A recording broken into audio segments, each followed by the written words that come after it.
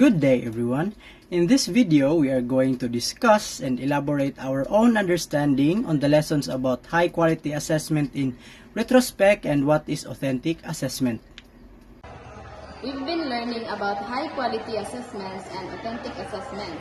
To dive deeper, how do you think the purpose of assessment influences the choice of methods used? Good question. I think the purpose of assessment dictates the methods because it determines what we are trying to measure. For example, if the purpose is to assess critical thinking, we might use a method like a case study rather than a multiple choice test. Gia, do you think aligning assessment methods with learning targets is always straightforward? Not necessarily. It can be challenging because learning targets often involve complex skills, like creativity or problem solving, which are harder to assess with traditional methods. That's why diverse assessment methods are necessary. What do you think, Maricar? How does this complexity affect the accuracy of assessments? I agree that the complexity can impact accuracy. For example, if an assessment method doesn't align well with the learning targets, it might not accurately reflect a student's abilities. This could lead to either underestimating or overestimating their knowledge. Gia, what strategies do you think teachers can use to maintain accuracy while dealing with complex learning targets? Teachers can use rubrics with clear criteria to ensure consistency and accuracy, especially for complex tasks. They can also incorporate peer reviews or self-assessments to triangulate data and get a more accurate picture of student understanding. That being said, how do you think sampling plays a role in this, Maricar? Sampling is crucial because it ensures that the assessment is representative of the entire curriculum. If we sample well, we can get a good sense of a student's overall understanding without having to test every single detail. But it's a balancing act. If the sample is too narrow, we miss out on critical areas, and if it's too broad, we overwhelm the student. Gia, how do you think authentic assessment addresses these challenges differently than traditional assessments? Authentic assessments tackle these challenges by focusing on real-world tasks that integrate multiple skills. They often provide a more holistic view of student learning because they simulate real-life scenarios, requiring students to apply what they've learned in meaningful ways.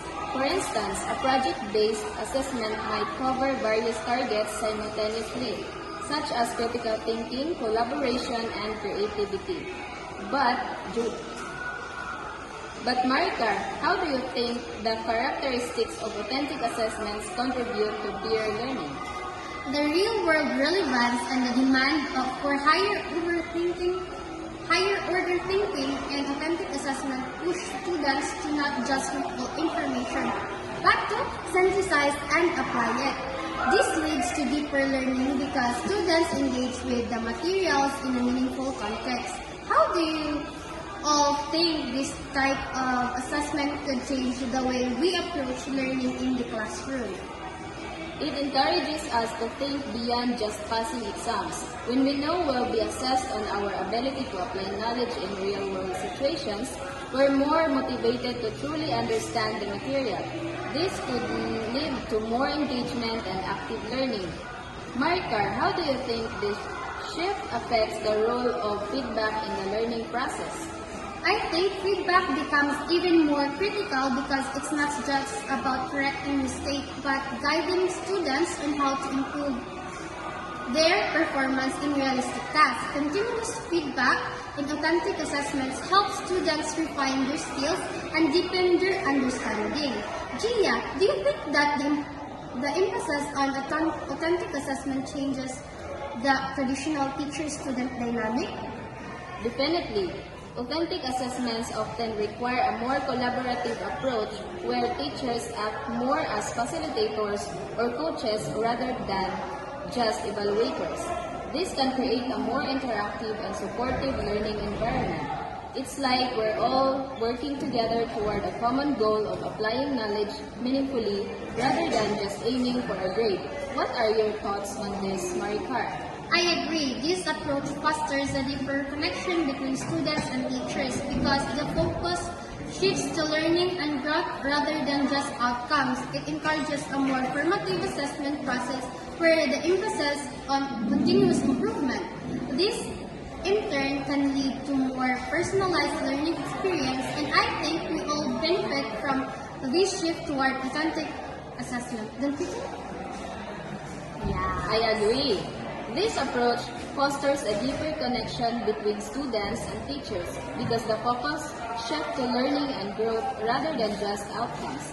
It encourages a more formative assessment process where the emphasis is on continuous improvement. This, in turn, can lead to more personalized learning experiences.